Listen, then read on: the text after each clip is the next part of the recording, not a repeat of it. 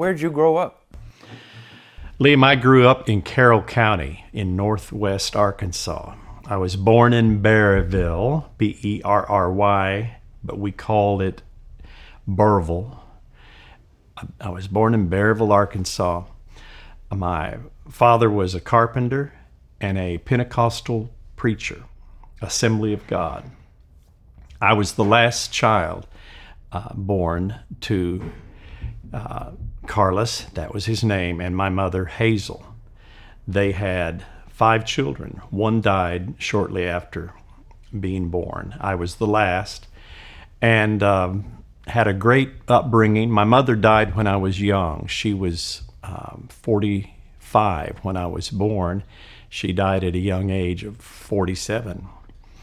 And then eventually, quite actually quickly, my father remarried, and he, as we children remember it, he drove out to California and found himself a wife, and for us, a new mama, and she was also a Pentecostal preacher, kind of a street evangelist. So she came back to Arkansas, and we grew up together there in Carroll County and Boone County, Arkansas. So how did someone from what is decidedly not the Methodist Church find your way on the right side? On where we are now? Yeah, the one true religion. You know, I think it goes without saying that the presence of United Methodist colleges in the state of Arkansas, that is a huge blessing to everyone. It certainly was to me. And I remember being in high school in Alpena, that's on the Carroll County, Boone County line, and in Green Forest. I remember thinking, well, I think I want to go to college. No one in my family, no one had ever been to college. So combination of things. I was scared to death of the Vietnam War, and this was 1972.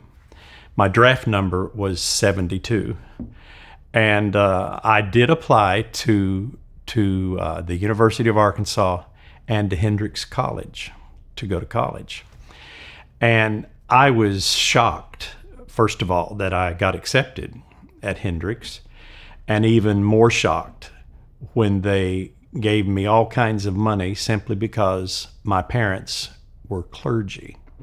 It made no difference at that time to the school that he was an Assembly of God, she was an Assembly of God licensed ministers. So what a blessing. And that's how I landed at Hendrix. And so that 4-year, exposure there just truly changed my life. And so I didn't become United Methodist immediately upon stepping foot on the campus, but I got involved at I was hired by the Reverend Wayne Clark. He and Doris Clark were there at what was called Indian Hills United Methodist in North Little Rock.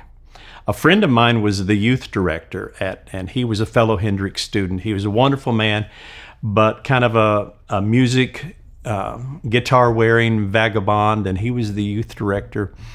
And he was gonna go ahead and leave college, leave the church, and just go off and make music. And so his name was Ed, and he came to me and he said, Michael, you need to apply for this job down in North Little Rock because I'm leaving. And I was going to miss Ed. He was a good friend. So indeed I applied, and Wayne Clark hired me and did not ask me to join the United Methodist Church, but he and Doris just treated Judy, my wife, and me like family. And so I think it was in November of that year of 1975, I think, that Judy and I just felt the urge of the Spirit and walked down the aisle at that little Indian Hills church and joined the church. That's how we became United Methodist. So that's kind of a short story of how it came along. And and we've never regretted it since. And so then, I guess then you would call Wayne Clark kind of a He was spark figure for you. He was a big blessing in my life. I retired, 2 years ago, a little over 2 years ago, and Wayne and Doris were at this church where I retired. It's now called First United Methodist of Rogers. When Wayne and Doris were there, it was Central United Methodist. So it was kind of not ironic, but for me, touching, and especially since Wayne's recent passing. And so I'm very, very thankful. Have had some really dear people in my life that have been so supportive. That makes it kind of full circle for you. I guess so, yeah. Now, are they any relation to Wayne Clark of the foundation? No, not. One is N. Wayne and one is P. Wayne, and I never can figure out which one is which. But yes, Wayne at the Methodist Foundation for Arkansas is a good friend as well, but no relation. So you were there in North Little Rock, you and Judy. When did seminary come into the picture? Judy and I got married in June of 1975. We joined Indian Hills, which became First United Methodist of North Little Rock. We joined that church in, I think, November of that year. Seminary came into play when I graduated from Hendrix in 1976. Judy had graduated a year earlier from UCA in 1975. And then it was one of those, okay, now we're almost graduated, we're married, what do we do now?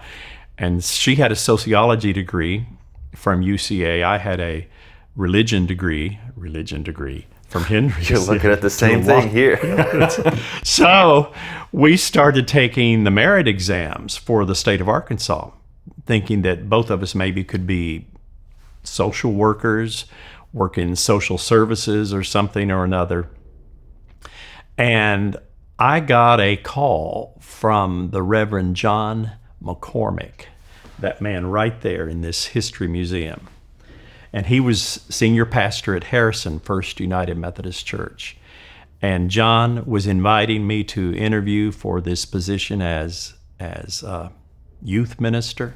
He knew I had been working for Wayne as part-time as a youth director while finishing my senior year of college.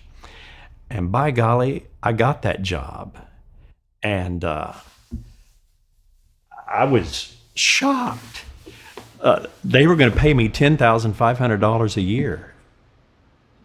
A lot of money. It was just flabbergasting. So we loaded up our little apartment stuff there in Conway, Arkansas at Hendrix, and moved up to Harrison and worked there for about a year and a half, a little more than a year and a half. And the sense of getting to work with John, he would call me his assistant pastor. And I'd always get a little nervous because I knew I was the youth director, but he would have me doing things that you wouldn't expect a youth director to do. He would say, would you go to the nursing home and do some visiting for me? And I'd say, sure. And I'd go visit some folks in the nursing home. And Ivan and I are going to do something, so would you take care of hospital visits this week? Sure. Would you preach this Sunday? Sure. So anyway, I was doing stuff for him, and I guess you could say it began to boil within me, the burning within me. And there was a woman in that church, her name was Edith Martin, and she had been a missionary in Africa for 40 years and had moved back to the U.S. and Harrison to live out her retirement years. And she came to me one day down into my office in the basement of First Methodist Church of Harrison, shut the door behind her, and said to me, she sat down and said, Michael, you're going to seminary, and I'm going to help you pay for it.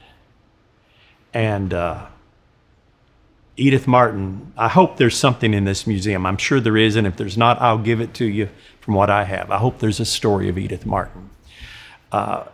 Edith counseled me, talked to me about ministry, told me that she saw gifts in me for leadership, pastoral leadership in the United Methodist Church. And I believed her.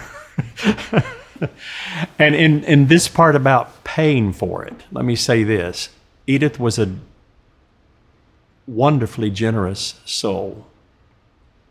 Judy and I would go visit her, and she would have next to nothing in her cupboards. But she would open up her cupboards, and she'd say, now before you go home, we need to see what we have here. And she would select a can or two of canned fruit or vegetables, and she only had 3 or 4 on the shelf. She'd give us some of what she had and say, you must take this home with you. She was a very generous person. And so she started a scholarship fund to get me to seminary. I applied to several seminaries and decided to go to Emory when I got accepted at Emory. I knew I didn't know much about the United Methodist Church, so I thought I'd better go to a prominent seminary if I can, and I got accepted at Emory. And so she started at the same time this scholarship fund and doing all kinds of things to raise money. And I did not finish at Emory. I finished at St. Paul Seminary, where I graduated from in Kansas City. But that scholarship fund, Liam, continues to this day, more than 40 years later. They are still raising money. Edith died a long time ago. Oddly enough, I believe the sequence was that she died. I could not go to her funeral because I was actually in Africa at that time on a mission trip with some Indiana United Methodist people. But that scholarship fund still exists. I really applaud First Methodist in Harrison, First United Methodist, for their commitment to helping young people find their calling. It kind of amazes me, these smaller churches, the impact that they have, raising these leaders in Arkansas Methodism and propelling them to greater and greater heights. That's what Jeannie Burton was saying. She started out in these small little rural churches in the middle of nowhere, and then coming here like you did to First Methodist, Little Rock, the mother church. The mother church in Arkansas. That's true. That was a blessing. So after you graduated from St. Paul, you came back to Arkansas, yes? I did. I came back in 1980. Bishop Hicks was the Episcopal leader for Arkansas. Such a kind man. He knew my father was ill. And indeed, my father had cancer. And the graduation ceremony was, I think, in May of 1980. But Dad died in April of a month before graduation. But Bishop Hicks was looking out for me, and he knew, Dad being as ill as he was, that he wanted to place me somewhere close to Green Forest, Arkansas, where my father was living at the time. So he put me at Pea Ridge. And at that time, it was a 2-point charge, Pea Ridge and Oakley Chapel. I had been serving in Missouri a 4-point circuit, 4 churches, Houstonia, Bethel, Blackwater Chapel, and Dresden. I'm so sad to say that 3 of those 4 churches now in Missouri are closed or sold or whatever. But those were meaningful churches for me to work in, as well as do my seminary work and the academic work. It was a good training ground for learning about pastoral work. So, but my first appointment was Pea Ridge, Oakley Chapel, which is in Rogers. So that was during the time when there were still 2... There were 2 annual conferences, exactly. In the state. North Arkansas Conference and the Little Rock Conference, yes. So how long were you at Pea Ridge? I was at Pea Ridge 2 years. That actually is the shortest tenure, other than my seminary appointment in Missouri. That was my shortest tenure, 2 years there. And at that time, the district was called the Fayetteville District. And so Pea Ridge is fairly close to Fayetteville. There was no interstate, of course. But I had friends throughout the Fayetteville District. And a very good friend of mine, Lynn, Ishida Barbary, and Gary Barbary. Gary was the pastor, and they were at Sequoia United Methodist, and so we did lots of things together. Gary and I both were involved in ethnic minority local church concerns. That was a general church emphasis in the entire United Methodist Church to strengthen ethnic churches all throughout the conferences and through the country. So, and we got involved together. We were involved in the anti-death penalty work and saw some prisoners on death row in Arkansas prisons. So we were friends. And I was, again, shocked to get an appointment, to receive an appointment. I did not ask to be moved or anything, but I was appointed to Sequoia Church in Fayetteville when Gary and Lynn were going to move to California. Lynn's family, Japanese Americans, who actually had been imprisoned during World War II. They lived in San Francisco at the time, and so Gary and Lynn wanted to go back closer to her family, which is what they did. So it was a delightful thing to get to go to a church where your really practically best friend had served as pastor. So we went to Fayetteville next and stayed there longer than any other appointment. Stayed there 9 years, from 82 to 91. That's a long time. It was a great appointment. Yeah. It was a good growth area for the state. The church was growing, itself was growing very rapidly. And so we just had a great time. A lot of work, but a great time. From there then, Liam, we went to, and this was 91, and that's before the annual conferences merged. We went to Arkadelphia. And I remember Bishop Wilkie called me, and why, and I suppose the protocol was, you don't appoint a pastor outside his or her conference. But in this case, he was going to appoint me to Arkadelphia, and that was in the Little Rock Conference, and I didn't even know where Arkadelphia was. Now, that's kind of silly to say that, but I frankly didn't. At one time, my wife, Judy, as a little girl, lived there with her father. He was a social worker in that area. But we went to Arkadelphia and stayed there 7 years.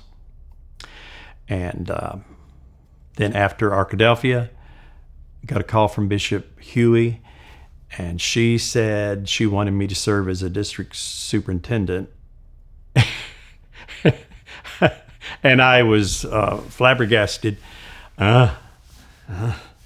So she wanted me to meet with her at a coffee shop in Little Rock. So I drove from Arkadelphia to Little Rock, and she told me all about her cabinet and a superintendent, and then she said the district she wanted me to serve was the Little Rock district, which I was not expecting that. So we made the move to leave Arkadelphia and come to Little Rock. First time in my life that we had to, there was not a parsonage, so we had to figure out how to do housing. So Judy and I did that, bought a house here in Little Rock, and served for the at the time it was the Little Rock district, and we did merge as one annual conference during my 6-year term. But that was that appointment. Served typically a superintendent serves 6 years, and that's what I did.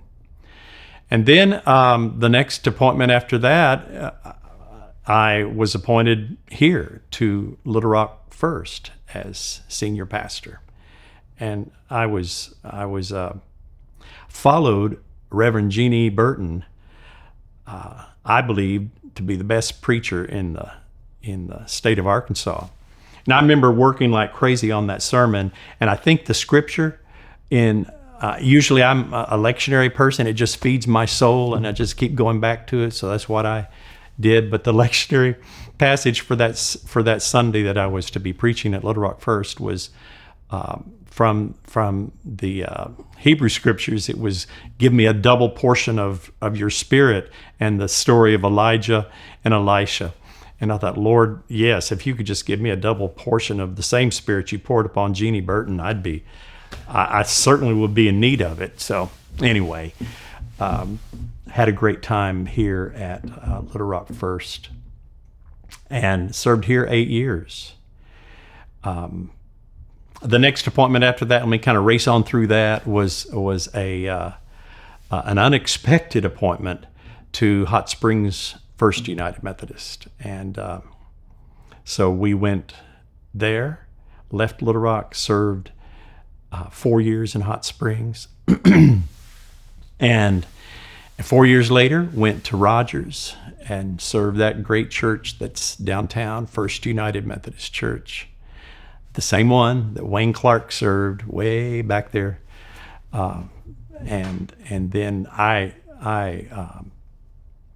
told my PPR committee in November of 2019 that I thought I'd be retiring in 2020, and indeed retired that spring. So that was my work in pastoral ministry in Arkansas. A great blessing, a great joy, and had all the same kind of heartaches that my other sisters and brothers have, but God has been merciful and gracious. As you look back on that time period from church to church, was there any moment when you thought to yourself, gee, this isn't for me anymore. I need to get out of this, get into a different line of work. Maybe when your faith was kind of shaken, when you had that questioning moment. I did. I thought about that in Fayetteville particularly. In the early part of that appointment year, it was tragic. We had 3 suicides in just a matter of like a month. And it tore at my soul. One young man, I loved him dearly. He sang beautifully. He was a student at Rice University, but before he went to Rice in Houston, he would sing in the church choir. And I'd always stand beside him because he was an excellent tenor, and I don't read music well at all. So I just listened to Jay, and I'd try to kind of get my pitch or voice to where his was. So Jay was a dear, dear friend. He took his life that year in 1987. Another young man was a PhD student at U of A, and a brilliant youngster. And and he and his wife were we had an evening Bible study prayer group. And so all to say, Liam, the issue of the tragedy of that. And it was difficult to work through. And I remember sitting one time with Jay's mother after we were both processing, and we said to each other, we just sort of said it out loud, someone needs to form a support group for folks like us, survivors. And finally we looked at each other and we said, I guess it's going to be us, And we did. We formed what we called an SOS, Survivors of Suicide Support Group. At that time, the lieutenant governor of the state of Arkansas, I can't remember who that was, but an individual, he too had been alerted to that need in Arkansas. And so we got to help kind of sensitize other communities to that. It didn't make me want to leave ministry, but I was intrigued because during that time, you know how things are. I had some friends from the military, and they were kind of knocking on my door, literally and figuratively. And I was in my middle 30s, middle 30s, and they tried to recruit me as a candidate for military chaplaincy. And I did think about that. I did kind of humorously, and I joked with them. I says, I don't know if you don't want me. I says, I'm a conscientious objector. It says right there, CO on my old draft card. And the guys were really good natured, and they said, you know, that wouldn't matter. So I did think about that. Looking back now on it, I probably should have done that. I might have been able to be a good military chaplain, but no, I hung in there and stayed with it. So there are many dark nights of the soul, though, and I know all of your folks that you have interviewed, surely we've spoken to that together. Because it is such an integral part of being in the ministry. I think you're right, yeah. Something you have to learn to cope with, I guess. Yeah, that's true. Yeah. Particularly, I would think, you retired in the middle of 2020. Yes. Now, I'd had my time or two or three of attempting to do a worship service from my cell phone. And you know, at first didn't even have a cell phone stand, you know, but sort of propped it up on a hymnal and tried to record or publish a sermon service on Facebook Live. That didn't. We did as good a job as we could at the time. That was not the reason I retired, but I'm glad I retired when I did, because so many others have such greater skill in that. And so, yeah, that's a tough one. And I feel for folks today that still do that. But it's a good thing, and I think if COVID could be called a blessing, that's one of the blessings. Here from now until eternity, I think we'll have social media type exposure in the churches, and I hope we never turn the cameras off. Just keep them on. It has been an interesting aspect that I think has needed a push like that. Yeah. To help integrate technology in a more meaningful way. Very true. So, still relating to COVID, before the pandemic even started, we had seen a decline in church attendance. And COVID has certainly accelerated that decline in people coming back to church. So, how do you see us moving forward as we approach the denomination split coupled with the decline in church attendance and membership? I will be United Methodist, and I am thankful for the opportunity to say that. But I have no interest at all in for me personally and spiritually. For me, I have no interest at all in going back, and then I'll just use it that way, the phrase going back to those kinds of times when and don't get me wrong, my father and stepmother, they had a fervent and wonderful faith, and I know that I saw the light, so to speak, within their nurture in that church. But it was laden, layer upon layer upon layer, of judgmentalism and constricting. I pray to God that it's not that way now in some of these Pentecostal churches, but it was then. And so I have no interest at all in going back. And so I'll just do my best to lead and march forward with like-minded United Methodist people into that, I pray, new day of where we're letting go of some of that baggage about expectations of who people are supposed to be and all that.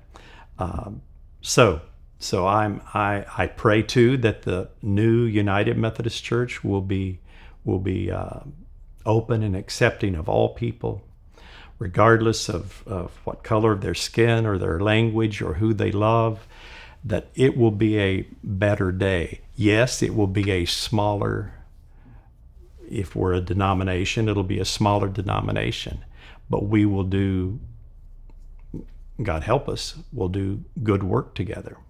So I don't mean that to sound as cryptic maybe as it does, but I'm just saying that I yearn for that day when we can be together, sit together in the pew, preach together in the pulpit as the people of God, and hear gladly the word of grace. And whether that person in the pulpit be lesbian or gay makes no difference to me, because God's love is very, very big. I think those are important words for people to hear. Well, thank you. I mean it from my heart. I know that we're in a struggle, but it's a good struggle, and we must keep at it. And we'll grow from it. I do believe we will grow. Yeah, I look forward to that. Yeah. I've always, my mother supposedly, before she died at that young age, she was a singer, and she would always, the word was, now how much does a 2.5-year-old kid remember about his mother? Well, more than you might think.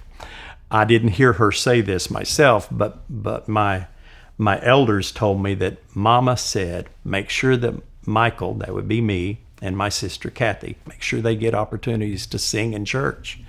So singing has always helped me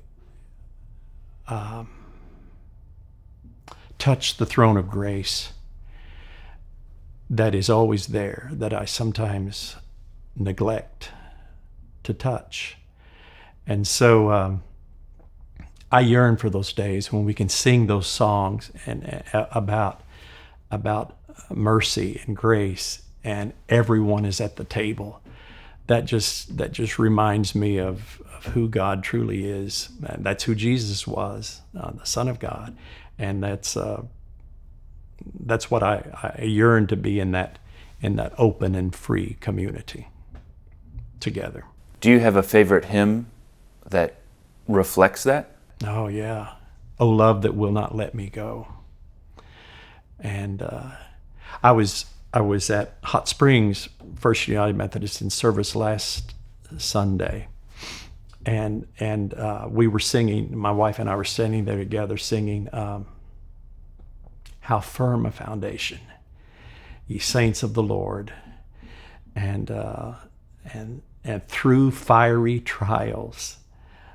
You can look that song up, and that hymn is part of it's based on Isaiah 43, one of our favorite scriptures. When you walk through the deep waters, I will be with you. When you go through the fire, you will not be burned. And basically in that hymn, God is saying, I will not let you go. You know, and those times just truly, I need to be reminded of them, and I need to be able to remind others who are in such pain and feel so desperate that God is with them. And God is. Well, do you have any final thoughts or words of advice, wisdom, little nugget that you want to share to future generations? Well, I want to say bravo to you and your brother over there on the camera, Jonathan. And thank you for this effort to kind of reach out here and just capture part of our history as United Methodism in Arkansas and put it on the screen or put it somewhere, because there might be those who are discouraged, and there will be a brighter day somewhere. I've been blessed by the United Methodist Church. I wouldn't be here if it weren't for the connection that we have. And I've mentioned the college connection and the grace that I know existed for us and was manifested for us. Not just that, but to be able to see the world in a broader kind of way. I was privileged to serve for 8 years on a general agency of the church, and I saw it as a denomination at work throughout the world, and I applaud that, and we have much to keep doing in that, no matter what size of denomination we are in the final analysis. But we can do good things together, and I pray that we'll keep doing them.